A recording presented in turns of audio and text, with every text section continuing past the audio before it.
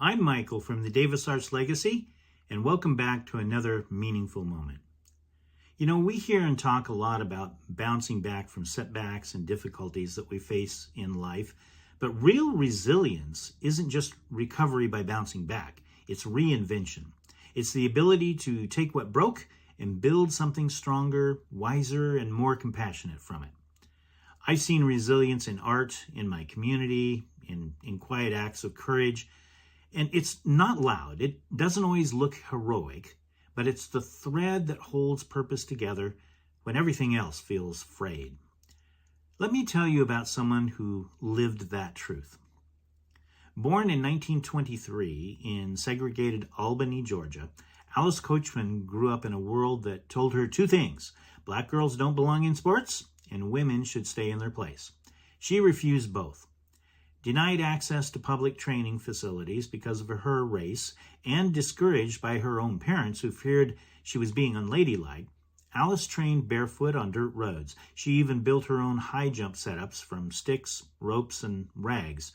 Her fifth grade teacher and her aunt were among the few who believed in her, and that belief carried her through. At 16, Alice was recruited by the Tuskegee Institute, where she trained while working, cleaning facilities, mending uniforms, and studying dressmaking. She dominated the Amateur Athletic Union Championships for nearly a decade, winning 10 straight national high jump titles and excelling in both sprints and relays. She even led Tuskegee's women's basketball team to 3 conference championships. But her Olympic dreams were delayed. The 1940 and 1944 games were canceled due to World War II. By 1948, she was 24, older than most competitors and nursing a serious back injury. Still, she qualified for the U.S. team and traveled to London.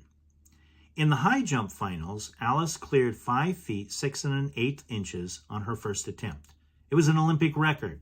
Her closest rival matched that height, but only on her second try, and that made Alice Coachman the first black woman in history to win Olympic gold and the only American woman to win gold in track and field that year. When she returned home, she was honored with parades, met President Truman, and was even celebrated by Count Basie.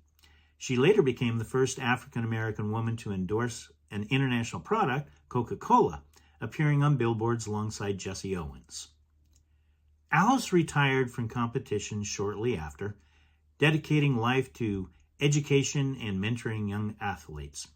She founded the Alice Coachman Track and Field Foundation to support retired competitors in need. Her struggle was systemic exclusion. Her triumph was rewriting history with grace, grit, and gold. Alice didn't just overcome, she redefined what was possible. Her story reminds us that resilience isn't about waiting for conditions to improve. It's about rising anyway. Now, I have a handout that I'd love to give to you. It's titled How to Build Resistance That Lasts. Just email me at michaelddavis@mddastudio.com, and I'll send you, free of charge, a list of 10 points for building your resilience to challenges and setbacks. Don't worry, I won't sell your information or send you any spam email.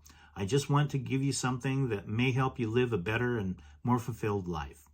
And please hit that like button and subscribe to this channel if you feel that these little messages I send out are helpful or you know of someone who may benefit from them. I'd be delighted if you shared them, actually. It's the only way I can judge whether they are truly meaningful to you. So this week, I invite you to practice resilience, not just by enduring, but by building forward. I'm doing this myself with these meaningful moments. In my opinion, there's way too much negative news and hand-wringing going on now, and I'm doing what I feel will help alleviate this with weekly stories of people just like you and me who have improvised, adapted, and overcome to make this world a better place for each of us. I challenge and encourage you to put these thoughts into practice, and I hope you'll come back next week for another meaningful moment. As always, I'm Michael from the Davis Arts Legacy, and my purpose is helping you elevate your purpose to the highest level.